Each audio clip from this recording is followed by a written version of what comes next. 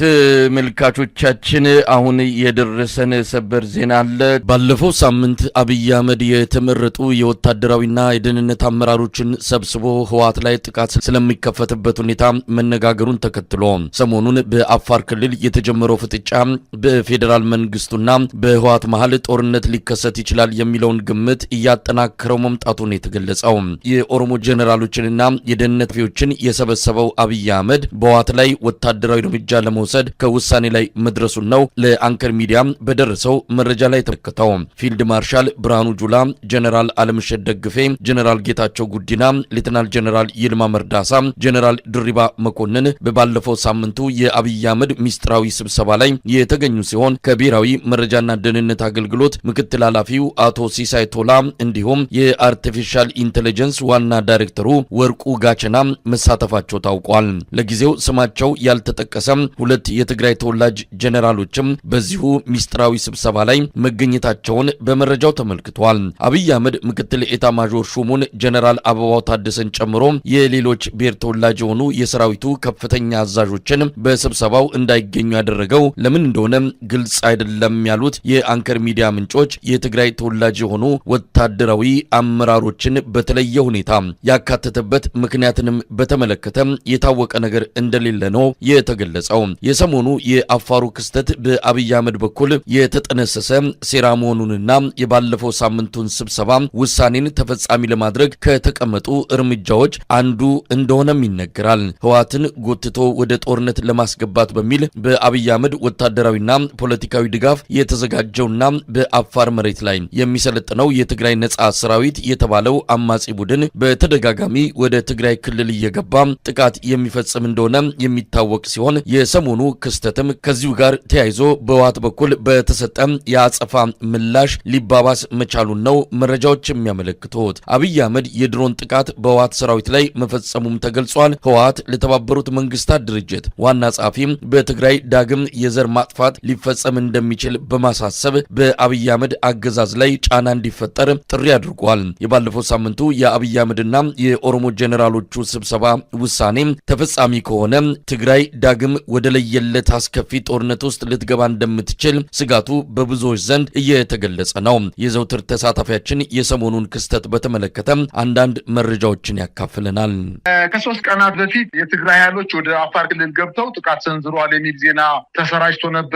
ነገር ግን ዛሬ የትግራይ ክልል ጊዜያዊ አስተዳደር የህወሓት ኃይሎች ወደ አፋር ክልል በመግባት ጥቃት አድርሰዋል መባሉን ሐሰት ነው ሲል አስተባብሏል። ጊዜያዊ አስተዳደሩ በትግራይ ክልል አሁን ያለው አንጻራዊ ሰላም እንዲረበሽ አንፈልግም፣ ስለዚህ ምንም አይነት ጥቃት በአፋር ክልል ገብተን አልሰነዘርንም በማለት ማስተባበያ ሰጥቷል። ይሁን እንጂ በትናንትናው ዕለት የፌዴራል መንግስት በትግራይ እና አፋር አዋሳኝ ልዩ ስሙ ቶንሳ ከተባለ ቦታ ላይ ማለትም ከአፋር ድንበር ወደ ትግራይ ክልል 9 ኪሎ ሜትር ወደ ውስጥ በመግባት የድሮን ጥቃት መፈጸሙን ታውቋል። ከሌሊቱ 7 ሰዓት እስከ 8 ሰዓት ባለው ጊዜ ውስጥ በተፈጸመው የድሮን ጥቃት በህወሓት የመሳሪያ መጋዘን ላይ እንደተፈጸመ ለአንከር ሚዲያ የደረሰው መረጃ ያመላክታል።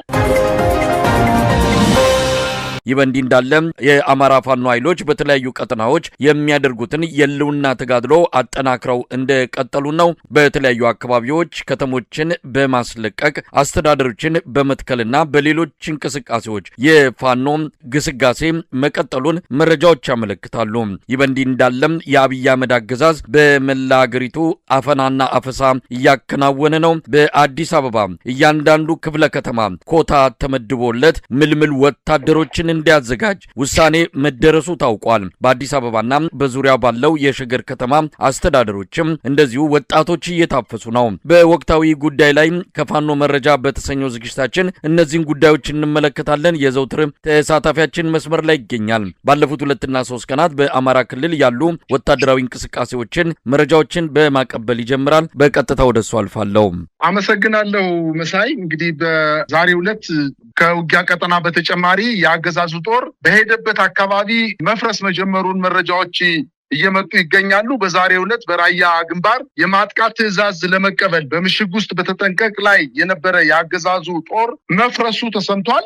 የፈረሰውን ሰራዊት እንደገና ለማስተሳሰር የሰሜን ምዕራብ ዕዝ አዛዥ ጀነራል አሰፋ ቸኮል ዛሬ ራያ ቆቦ ከተማ መግባቱ ታውቋል። በራያ ግንባር በተለያዩ ምሽጎች ውስጥ ተመድቦ የነበረው የብልጽግና መከላከያ ሰራዊት ዛሬ ነሐሴ 4 2018 ዓ.ም ፈርሶ ማደሩን ታውቋል። ምሽጉ ውስጥ በነበረው ሰራዊት መካከል በተከሰከሰ ግጭት አጥቢያ ሌሊቱ ላይ 3 ወታደሮች መገደላቸው፣ ውጊያው ሲጀመር ፈርሰው ወደ ፋኖ ይቀላቀላሉ በሚል የአማራ ተወላጅ የሰራዊቱ አባላት ከፊት አሰልፎ የጥይት ማብረጃ ለማድረግ በመስመራዊ አዋጊዎች ትዕዛዝ መተላለፉ ተከትሎ ግጭቱ የተቀሰቀሰ መሆኑን ታውቋል። በተለይ በሆርማት ካምፕ አካባቢ በተቀሰቀሰ በዚህ የእርስ በርስ ግጭት 3 ወታደሮች ወዲያውኑ ህይወታቸው ሲያልፍ በርካቶቹ መቁሰላቸውን ለማወቅ ተችሏል። ግጭቱን ተከትሎ በርካታ ወታደሮች ከጠርናፊያቸው በመጥፋት ከነሙሉ ትጥቃቸው በአቅራቢያው ወደሚገኘው የፋኖ ኃይሎች መቀላቀላቸውን አስታውቀዋል። ይህን ተከትሎ የሰሜን ምዕራብ ዕዝ አዛዥ ጀነራል አሰፋ ቸኮልና ሌሎች የእዙ ማዕረግተኞች ወታደራዊ አዛዦች ዛሬ ነሐሴ 4 2018 ረፋድ ቆቦ ከተማ የገቡ መሆኑን ለማወቅ ተችሏል። የፈረሰው ሰራዊት እንደገና ለማስተሳሰር ቢሞክሩም ነገር ግን ከአቅማቸው በላይ እንደሆነ ምንጮቻችን ዘግበዋል። ይህ በእንዲህ እንዳለ በወለጋ አካባቢ አሁንም ውጊያው ተጠናክሮ የቀጠለ መሆኑን ታውቋል። በጊዳ አያና ወረዳ በምስራቅ ወለጋ ማለት ነው። ጊዳ አያና ወረዳ የንጹሃን መንደሮችን ሲያቃጥል የነበረ የክልሉ ጥምር ጦር በፋኖ ኃይሎች መመታቱን ለማወቅ 12 ምስራቅ ወለጋ ዞን ጊዳ አያና ወረዳ አንዶዴ ቀበሌ ልዩ ቦታው ተክለ ሃይማኖት ሰፈር ላይ በመግባት ቤተክርስቲያንን ምሽግ በማድረግ በዙሪያው ያሉትን የማህበረሰቡ መኖሪያ ቤቶችን ሲያቃጥል በነበረ ኃይል ላይ የአንሻ ሰይድ ኮር አርበኞች ዛሬ ከጠዋቱ 2 ሰዓት በርካታ ክፍለ ጦሮችን በማንቀሳቀስ በክልሉ ውስጥ የሚንቀሳቀሱ ልዩ ኃይል ሚኒሻ ፖሊስና ገዳ ኮማንዶ ኃይሎች ላይ የአንገርኩትን ክፍለ ጦር በመልሶ ማጥቃት ድል መጎናጸፉን አስታውቋል።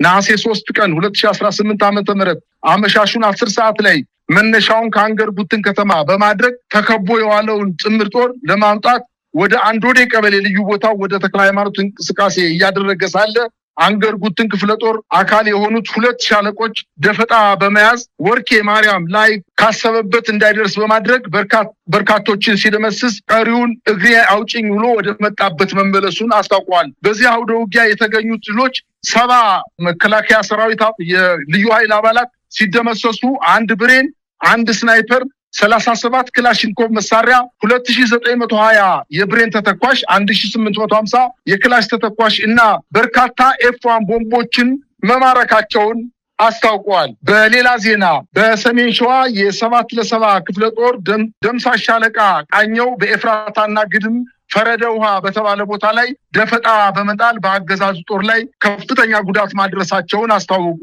ነሐሴ 4 2018 ዓ.ም የ7 ለ7 ክፍለ ጦር ደምሳሽ ሻለቃ ከአጣየ ቅርብ ርቀት ፈረደ ውሃ በተባለ ቦታ ላይ በወሰዱት እርምጃ በአገዛዙ ጦር ላይ ከፍተኛ ጉዳት ማድረሳቸውን አስታውቀዋል። የአማራ ፋኖ ብሔራዊ ንቅናቄ ሸዋ ጠቅላይ ግዛት አሳምነው 7 ለ7 ክፍለ ጦር ደምሳሽ ሻለቃ የተባለችው ሌሊቱን 12 ሰዓት ላይ ከአጣየ ከተማ 3 ኪሎ ሜትር ርቀት ላይ በሚገኘው ፈረደ ውሃ ቀበሌ ላይ ዘልቆ በመግባት መሽገው በነበሩት የአገዛዙ ጥምር ኃይል ላይ ድንገተኛ የማጥቃት እርምጃ መፈጸማቸውን አስታውቀዋል። በተደረገው ወታደራዊ እርምጃ በርካታ የስርዓት ጠባቂ እንደተደመሰሰ አያይዘው ጠቅሰዋል።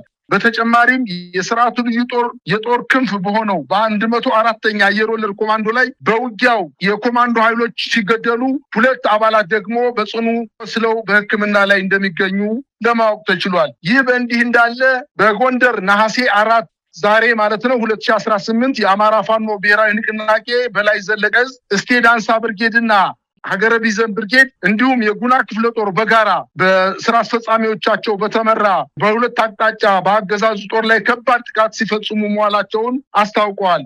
እስቴ ዳንሳ ብርጌድ በውድቅት ሌሊት በፈጸመው ማጥቃት በአገዛዙ ጥምር ጦር ላይ ከባድ ድል ማግኘቱን አስታውቋል። በእስቴ ወረዳ በተለያዩ ግንባሮች ለተከታታይ 6 ሰዓታት በተደረገ ለእጅ ትንቅንቅ በሾለክት፣ በጽዮን፣ በተራራ፣ በለበት፣ በቫይባ ወንዝና በሞርድ በማጎት ተራራና በፍየል ጭንቅላት ማማ ተራራ በተባሉ ቦታዎች ላይ የአገዛዙ ወታደሮች ከበባ ውስጥ ገብቶ ከባድ የሆነ የሰብአዊና ቁሳዊ ኪሳራ እንደደረሰባቸው አስታውቀዋል።